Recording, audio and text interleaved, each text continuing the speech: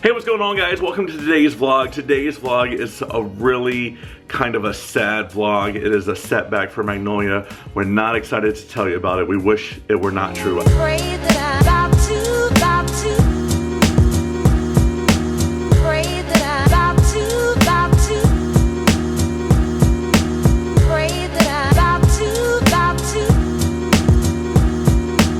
I just got out of the shower. We're here at the McDonald house again.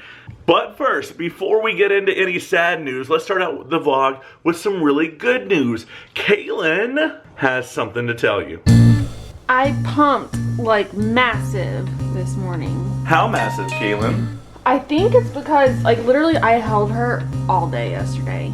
Like if I wasn't pumping, I was holding her. I think that's probably what did it. You think so?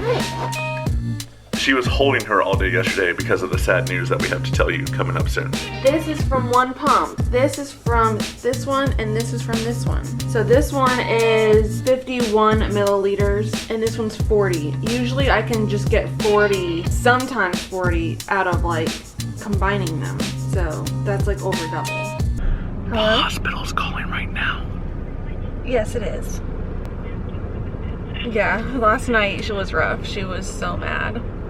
Alright guys, so we're headed to the hospital, and you might say, Kalyn? Yes. And Robert? Yes. How is it that you're able to stay so positive when there's sad news? And Kalyn would say, she could be doing a lot worse. These are just little setbacks, even though they are sad. They're very sad, and I don't like them at all. A lot of you guys have been asking, like, oh, when are you gonna get to take her home? When are you gonna get to take her home? And we actually thought really soon. We even have footage of us putting the car seat, that's the car seat back there, in the car, because we were thinking maybe a couple weeks, you know? We are up early in the morning. It's a beautiful morning, by the way, and we're gonna get some things done and install our car seat. Yay! And that, I think, buckles around the headrest. This way we keep our car clean. At least it'll help anyway. Yay! Da, da, da, da, da, da, da, da, da. Okay, babe, how's it work? I don't know. Almost. Where are the instructions at to this thing? Are they in here? No. Are they in these useless boxes? No. Are they in the big box? No.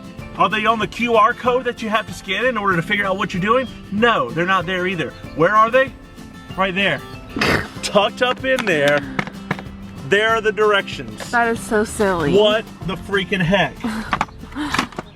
It still can be a couple weeks. You think so? Yeah. I mean, she did really well on her last bottle. Mm-hmm. And she's been like, because she hasn't been eating, you can tell she wants to eat. Yeah. She's like, has her hands in her mouth. And whenever you put the passy in, she's like trying to root the passy. She's like, trying to find it. And then when she does, she sucks a little bit. She gets mad because nothing's coming out of it. So she did really good on her last bottle that she did take. So I think, I mean, once she's able to start eating again, I think she's gonna pick up the bottle pretty quick. The first bottle she took, she did 10 milliliters, and the second bottle she did 20 milliliters. So and she didn't spill any. Didn't spill on any the of it. second bottle. No, on the second one. And so, like, really, that's gonna be her last thing because she's gonna be off oxygen in like no time. Like, yeah. She's pretty much off of it, really. They're barely putting anything in her nose, and she's regulating her own temperature. And once she gains more weight, she'll be regulating it even better. But right now she's doing just fine. So the last she's really thing is gonna be the bundled bottles. up. Guys, the whole news was I got a call yesterday. I was driving to a wedding that I was filming, and I was like, oh gosh, not today. I can't handle bad news today because I have to film this wedding. Like, I can't leave. It's a 12-hour day. So I got the call, and it was bad news. What happened was, they found blood in her stool twice. They took her off of feeding, and they put an IV in, and she's on an IV drip, and she's not able to eat, and she's like crying and crying and crying, and Kalyn held her all day. So hungry. Yeah. Yeah, so I held her like all day because it's hard. I can't just stand there and like pat her. So I just held her all day, and anytime she would cry, I would do my best to make her feel better, but it was really hard.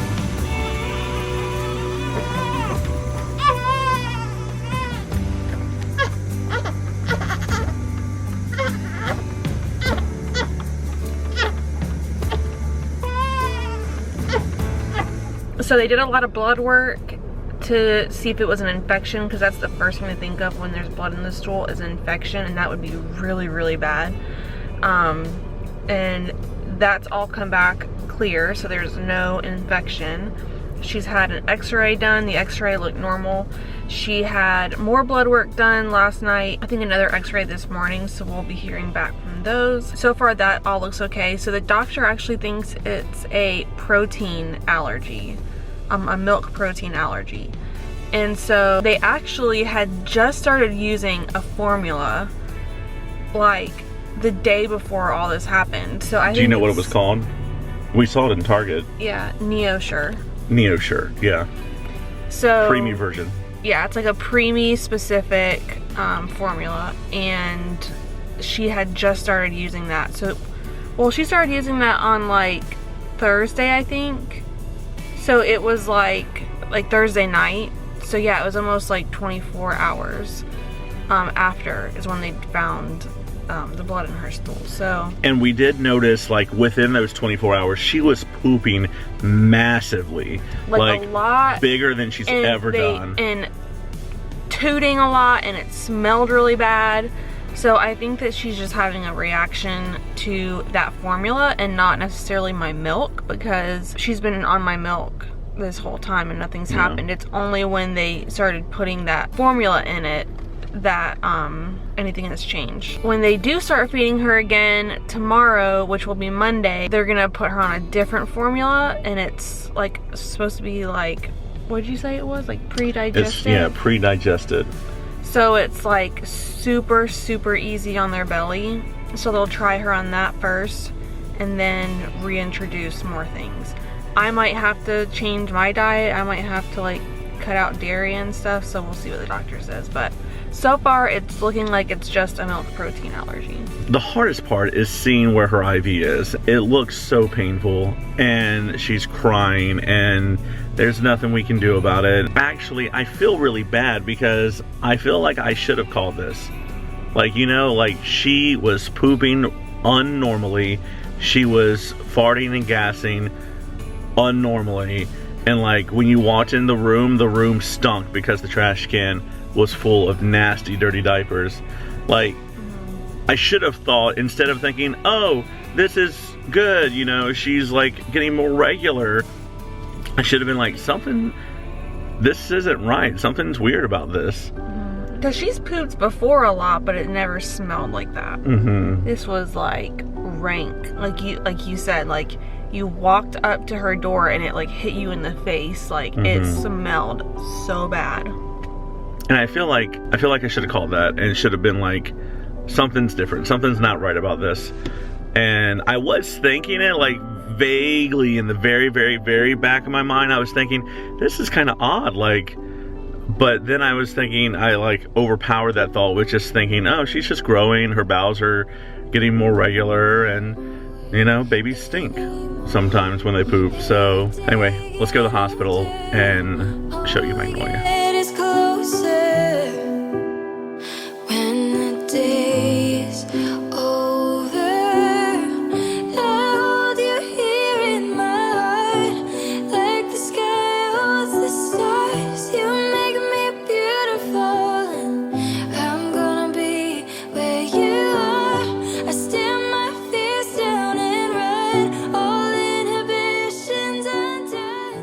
So we've shut the door and we have the heat light on because she's so cold, and she is getting blood now, which is my blood, which I'm happy that is my blood, but it comes from the blood bank downstairs in the hospital, and they keep it in the cooler, so the blood is cold going in.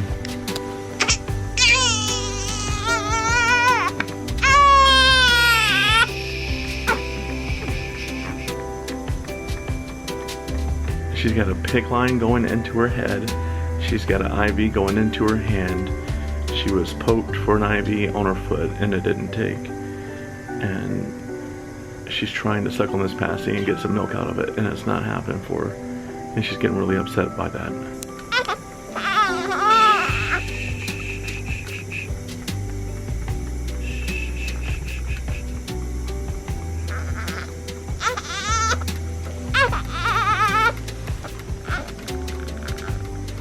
So being here now, I'm actually really kind of aggravated with myself that I didn't say, look, this is not normal. Her pooping like explosions. I mean, it's just not right. It doesn't look right. I hate that she's having to go through all of this. You try not to let it be a huge setback, but at the same time, it is a big setback because she was taking like a lot of her bottle just a couple days ago. Now she's off of food for 48 hours. Like, she could have possibly been taking 2 or 3 full bottles by now. She has to take 8 to get out of here. We have to start introducing food back to her slowly and just trial and error and figure out what her stomach can handle. Almost back to square one.